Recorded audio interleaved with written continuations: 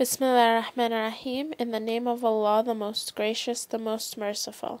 Assalamu alaikum wa rahmatullahi wa barakatuh. May the peace and blessings of Allah subhanahu wa ta'ala be unto you. This is Yasmina Isa, and you're listening to another episode of Modest Beautiful Muslima on Islam One Radio. I hope that you're all doing well today, inshallah. I want to thank you for listening in by sharing with you 5 tips that you can implement in your life right away that should help you reduce stress and anxiety, inshallah. For those who are new listeners or those who aren't familiar with Modest Beautiful Muslima magazine, MB Muslima is a global magazine for Muslim women as well as men, for those who choose to define themselves through Allah subhanahu wa ta'ala, the creator of the heavens and the earth, rather than defining themselves through creation. The magazine is published both online and in print and is available online for free at www.mbmuslima.com. Please visit us after listening today, inshallah. As far as the 5 tips go, they're very simple, but while simple, they still do need work to implement. And unfortunately, even though they are simple, many people do fail to implement these tips in their life and therefore are stressed. Currently, a lot of people are stressed for many different reasons, Muslims and non-Muslims alike. But fortunately, Allah subhanahu wa ta'ala has given us great tools to manage our stress and inshallah prosper. And for those who might not be aware, the current issue of Modest Beautiful Muslima is the Healthy Hearts issue, where we share with you tips on how to achieve better mental health, physical health, and spiritual health. Now, as all of you may know, stress is definitely a factor that impacts us when we're trying to achieve these different things. So, inshallah, by reducing our stress, we should better be able to implement those things in our life. The very first tip that we want to share with you, tip number 1, is ask. By this, we mean to ask Allah subhanahu wa ta'ala.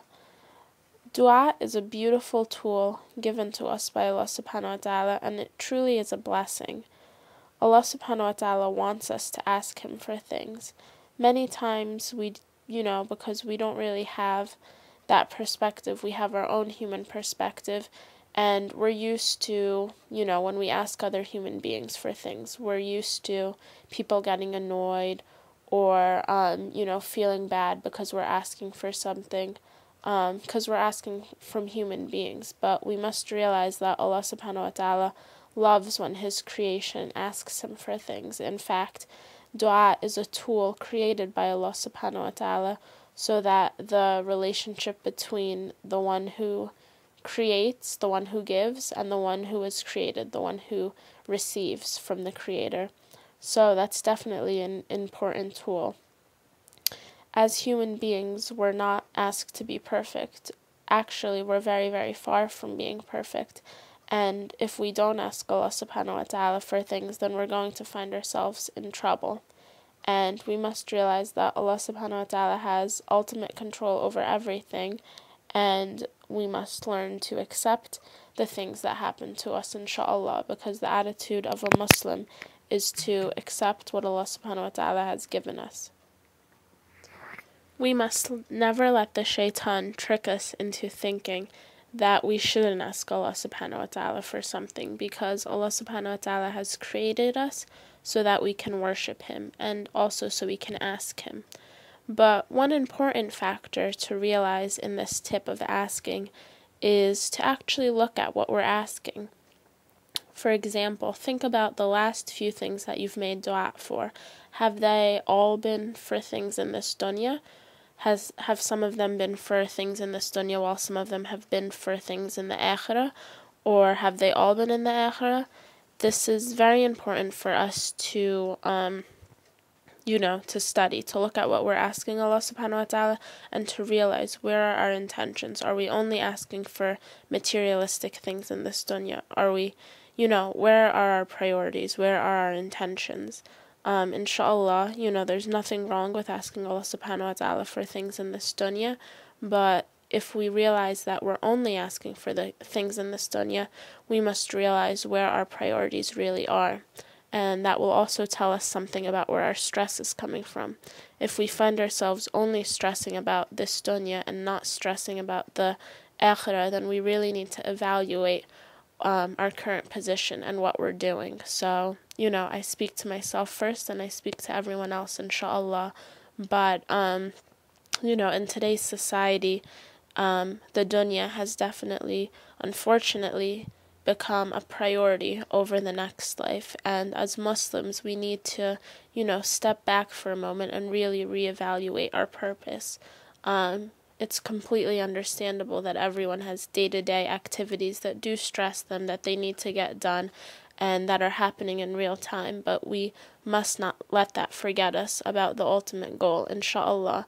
And also, when we do ask Allah for things in the next life and, for things just to improve our iman and our relationship with Him, He will help us with the things in this life, inshallah. Plus, it's always very important to remember that any types of struggles or trials or tribulations that we deal with in this life, they're only there to purify us, inshallah. So if we have this type of mindset and we're always reevaluating ourselves, then this is going to reduce our stress and inshallah help us reduce our anxiety and achieve better health in that sense. Our second tip for everyone out there is to simplify things. In today's society, everything is so complicated. People want to put complicated labels on everything.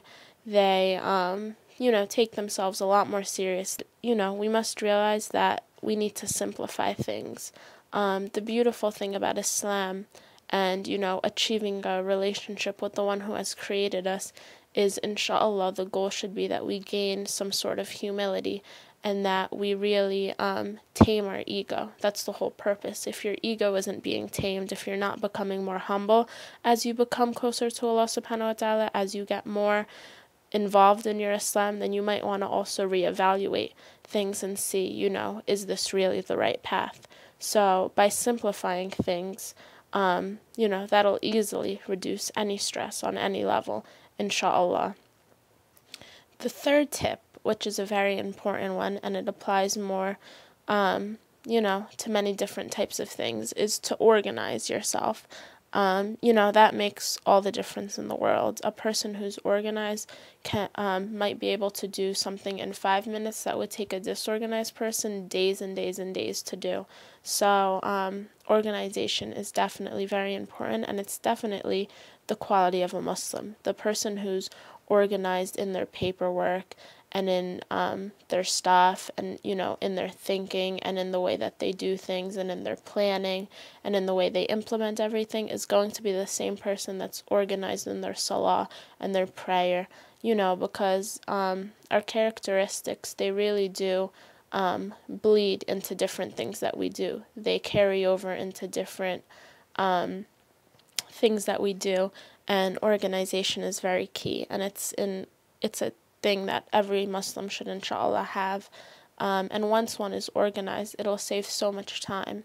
And time, which Allah subhanahu wa ta'ala has described for us so many times, especially in Surah Al-Asr, as human beings, we do lack time, and especially when we're not focused on Allah subhanahu wa ta'ala, when we're not focused on the akhirah, then our time is even more, squeezed and stressful. So, inshallah, if we organize ourselves, then we'll easily be able to reduce that stress, and we'll find ourselves having so much more time than when we were disorganized. So that is definitely something that we recommend for everyone to implement. And even if you think you're organized, I'm sure there are many ways that you can increase your organization and, make your time better spent.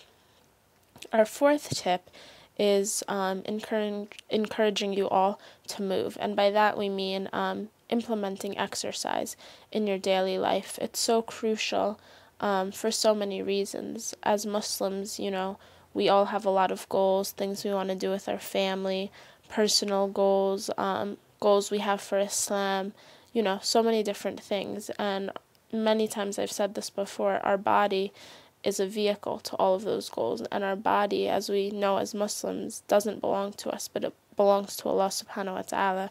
So by exercising, we reduce stress. Endorphins are produced that make a person happier, and there can only be good out of it. And, people are mentally alert when they exercise. Studies show that when you exercise, your body actually craves healthier foods. You'll hydrate yourself more. You'll find yourself wanting water more. And across the board, it's very, very important. And this is a trend that we're seeing in mainstream society now, so it is something that the Muslim community definitely should latch on to and inshallah prosper within. And it does wonderful things for stress and eliminating stress, inshallah. Our fifth tip for you, which we think is very, very important, is to discuss. And by that, we mean to talk to one another. When you have a problem, when you're stressed out, whether it's something in this dunya or, something stressing you out about the akhirah or whatever it may be, it's very important to talk. As human beings, Allah subhanahu wa ta'ala has embedded with us the need to have human interaction. And, the worst thing one can do to themselves is bottle up any sort of emotion or any problems, especially when resources are so readily available. It's become a very common trend for people to rely on themselves because they want to feel independent or they feel embarrassed to speak to other people about their problems. But as Muslims, we shouldn't let our ego or our fear of embarrassment, hold us back from prospering even more. We should discuss these things, and, that's why in Islam, the idea of a community and other people, or even shura, and all the different tools that Islam has given us has just proven time and time again that we do need other people in our life, and we do need these connections, and we do need to talk to people, inshallah, especially those who are going to elevate us, not those who are going to bring us down. And inshallah, it's definitely a tip that we recommend. So based on those 5 things, just to repeat one more time, the first one was asking from Allah subhanahu wa ta'ala, of course. The second one was simplifying our lives, being more humble, making things simple for ourselves. The third one was staying organized across the board with everything we do, inshallah. The fourth one is, moving, exercising, getting our bodies going, taking care of ourselves physically. And the fifth one was to engage in our community, to discuss our problems, to seek help when we need it. From everyone at Muslima, these 5 tips, we do guarantee that you will, inshallah, reduce your stress if you do implement them. As with anything, things take time. So pick even just one of these things that I've discussed today, just one, whether it's asking Allah subhanahu wa ta'ala for something, simplifying your life, organizing yourself more than you are already, implementing exercise and movement into your everyday life, or talking more about your emotions. Even if you just pick one and work on this in the next week, inshallah, with my intention, I do promise you that you will see results in reducing your stress. And after that, the next week you could practice another one, and the week after that you could practice another one. And the most important thing isn't just to, try something once and then kind of forget about it. It's kind of human nature, unfortunately, for us to get really excited about something, do it for a couple of days, but then stop. But we must remember, as Muslims, a very beautiful trait of what Muslims should strive to be is the trait of consistency. As we know, Allah subhanahu wa ta'ala loves deeds, even if they're small, as long as they're consistent. So, inshallah, let's all make dua that we'll stay consistent in what we do, and that we'll rely ultimately on Allah subhanahu wa ta'ala, because, when we remember the next life, and we truly, truly stress over the next life, the stresses of this life they'll dissolve, they'll go away. So thank you for listening to this episode of Modest Beautiful Muslima. We do hope that you'll take into consideration the tips that have been shared today, and inshallah we'll speak to you soon. This is Yasmina Isa, and you've been listening to Modest Beautiful Muslima on Islam One Radio. Assalamu alaikum wa rahmatullahi wa barakatuh.